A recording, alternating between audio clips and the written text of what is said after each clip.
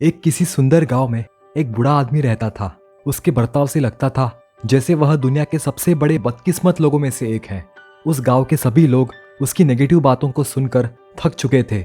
वह हमेशा उदास रहता था और हमेशा शिकायत करते रहता था। यहाँ तक कि उस पूरे गांव में किसी ने उसे कभी हंसते हुए या मुस्कुराते हुए देखा ही नहीं। जितनी उसकी उम्र बढ़ती जा रही थी उतनी ही ज्यादा जहरीली उसकी बातें होती जा रही थी। गांव के सभी लोगों को लगता कि वह बूढ़ा आदमी दूसरों के जीवन में दुख ले आता है और उसके साथ बात करके उनके जीवन में कुछ ना कुछ नेगेटिव होने लगता। इसलिए लोग उसे हमेशा इग्नोर करते और उसको अनलकी समझने लग गए थे।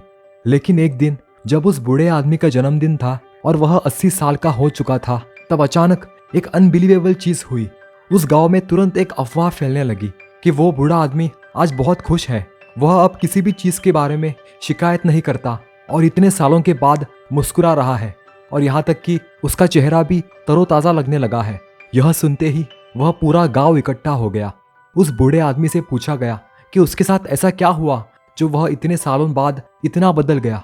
उस बूढ़े आदमी ने जवाब दिया, कुछ खास नहीं। 80 साल तक मैं बस खुशियों का पीछा कर रहा था और वह पूरी तरह यूजलेस साबित हुआ और उसके पीछे की मेरी पूरी मेहनत बर्बाद हो गई। और फिर मैंने फैसला किया कि अब से खुशियों के पीछे भागना बंद करूंगा और अब लाइफ को सिर्फ एंजॉय करूंगा और मेरे बचे हुए जीवन का आनंद लूंगा। यही कारण है कि अब मैं खुश हूँ। सो दोस्तों, यही जिंदगी की हकीकत है कि जब हम खुशियों का पीछा करते हैं तब हमारे हाथ कुछ नहीं लगता।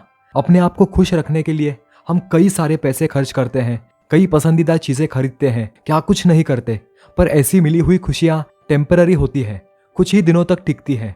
पर जब हम अपनी लाइफ को एंजॉय करना सीखते हैं, जो भी अपने पास है उसके लिए ग्रेटफुल रहते हुए सेटिस्फाइड रहते हैं और उसी में एंजॉय करना सीखते हैं, उसी को कहते हैं असली खुशियाँ।